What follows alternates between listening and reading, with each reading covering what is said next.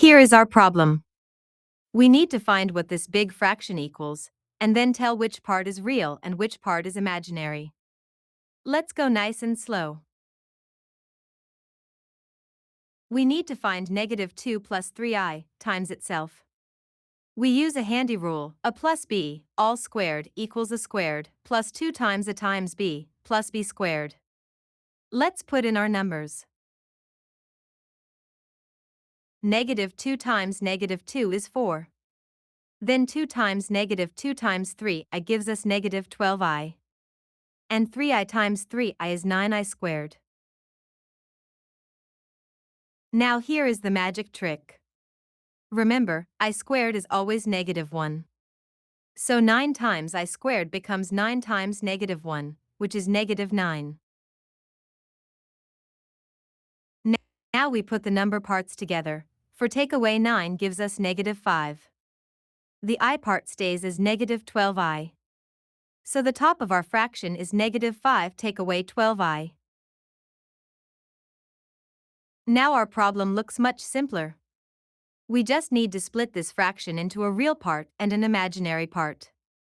But we can't leave an I on the bottom. So we need a trick. Here is our clever trick. We times the top and bottom by the conjugate of the bottom. The conjugate of 1 plus I is 1 take away I. This is like timesing by 1, so the value does not change.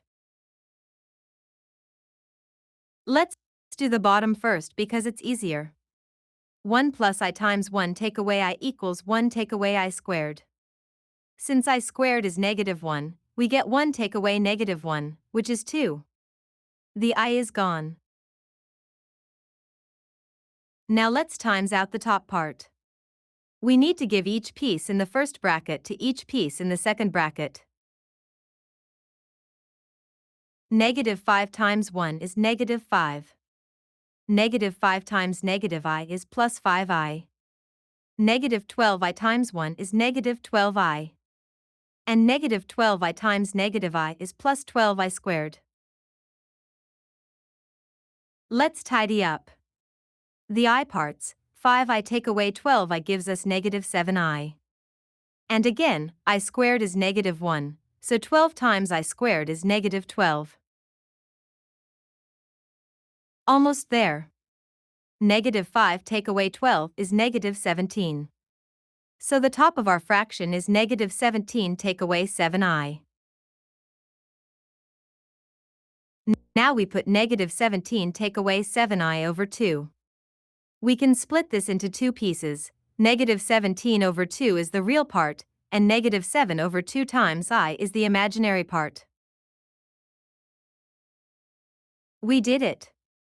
Our answer is -17 over 2, take away 7 over 2 times I. The real part is -17 over 2, and the imaginary part is -7 over 2. Great job working through this big problem.